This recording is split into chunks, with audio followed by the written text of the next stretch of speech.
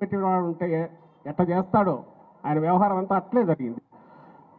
ఆ డెవలప్మెంట్ ఇప్పుడు జగన్మోహన్ రెడ్డి గారు చేస్తారు. ఫ్లైఓవర్లు పూర్తయి, రిటైనింగ్ వాళ్ళు పూర్తయింది. దాంతోపాటు సుందరమైన కృష్ణా నది ఒడ్డున వాకింగ్ దీనికి పార్కుకు సంబంధించి పూర్తిగా తయారైంది. పార్కులు డెవలప్ అవుతున్నాయి.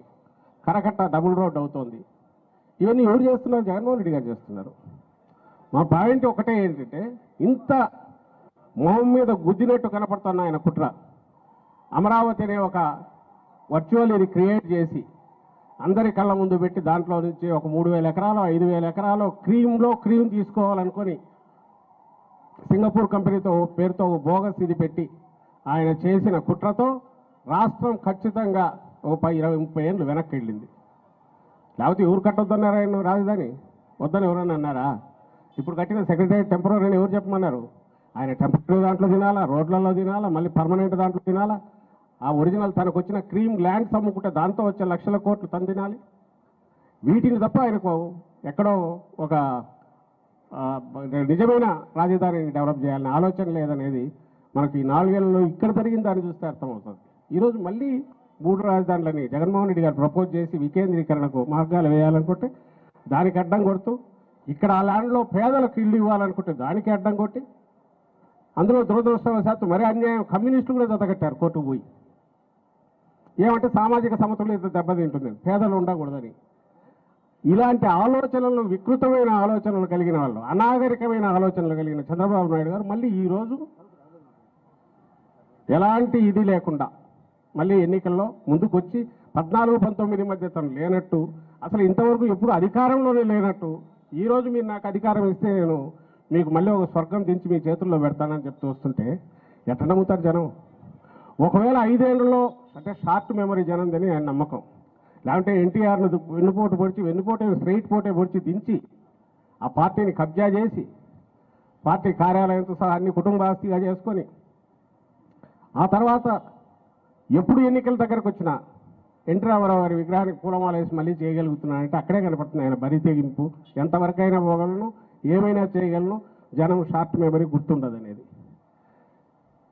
ఇందులో సక్సెస్ అయ్యే అవకాశాలు ఎంతున్నాయంటే నిజంగానే ఈ ఊదరగొట్టడంలో జనం కన్నా ఎక్కడన్నా కొంచెం ఏమరపాటుగా ఉంటే అయ్యే అవకాశాలు ప్రమాదం ఉంది. కాబట్టి ఏమరపాటుగా ఉండకుండా మనం అందరం, మన కార్యకర్తలు కానీ నాయకులు కానీ పార్టీ ఒక్క తాటి మీద కింద గడప గడప రూపంలో ఇప్పటికే అన్ని ఇళ్ళు కవర్ చేశాం.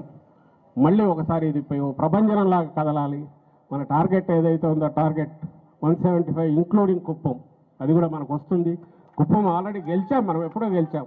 మున్సిపాలిటీ, పంచాయతీలు, మన మండలాలు, జెడ్పీటీసీలు పూర్తిగా గెలిచిన నేపథ్యంలో కుప్పంలో ఆల్రెడీ విజయం రికార్డ్ అయ్యింది మంది వైఎస్ఆర్ కాంగ్రెస్ పార్టీ. అందుకే ఆయన పక్క చూపులు చూస్తున్నాడు. దాంతోపాటు ఎక్కడన్నా ఇంకో దగ్గర అని కూడా అంటున్నారు, పోయినా పోవచ్చు. కాబట్టి మనకు కళ్ళ ముందు క్లియర్గా కనపడుతోంది. ఇది మనకు రాష్ట్రానికి ఎంతో అవసరం అనేది కూడా ప్రజలకు అందరికీ తెలియజెప్పి మనం ఒక స్వీట్ దీన్ని విజయాన్ని తీసుకొచ్చి జగన్మోహన్ రెడ్డి గారికి కానుకగా ఇవ్వాలి. రాష్ట్రాన్ని దేశంలోనే సమున్నత స్థాయికి తీసుకెళ్లే ఆయన చేస్తున్న యజ్ఞంలో మన వంతు పాత్ర మనం పోషించాలని కోరుతూ, ఇది ఎన్నికల సభ లాంటిది కావడంతో నేను కొంచెం ఎక్కువ మాట్లాడాను. ఎందుకంటే ఇది అన్ని కాన్స్టిట్యున్సీలో ఇది రిపీట్ కావాలి. ఇలాంటిది మనం ఏమరపాటుగా ఉండకూడదు. ఎనీ వార్ ఈజ్ వార్, అంతే. యుద్ధం అంటే యుద్ధము, దాన్ని ఎలా చేయాలో అలా చేయాలి. ఎన్నికల యుద్ధం డెమోక్రసీలో అన్నిటికంటే ఉత్కృష్టమైనది. మన ఎనర్జీస్ అన్ని పెట్టి సమిష్టిగా పోరాడాల్సింది. ఇప్పుడు కూడా మనం అది చేయాలి. ఇక్కడైనా ఇంకో కాన్స్టిట్యున్సీలో అయినా. మీ అందరికీ చెప్తూ మరోసారి I wish everybody all the best. ఇక్కడ అలాగే వెల్లంపల్లి శ్రీనివాస్ గారికి, వీళ్ళ నాయకత్వం అందరూ కలిసి, నాయకులందరూ కలిసి ఒక టీమ్ స్పిరిట్తో పనిచేయాలని కోరుకుంటూ సెలవు తీసుకుంటున్నాను. All the best. Thank you very much. Thank you sir.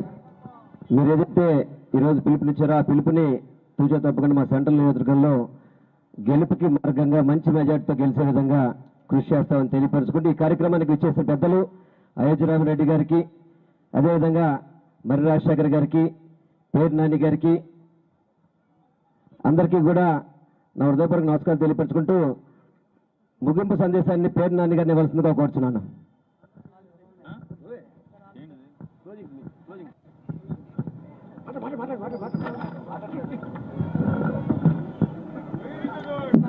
జై జగన్. ముందు కూర్చున్నటువంటి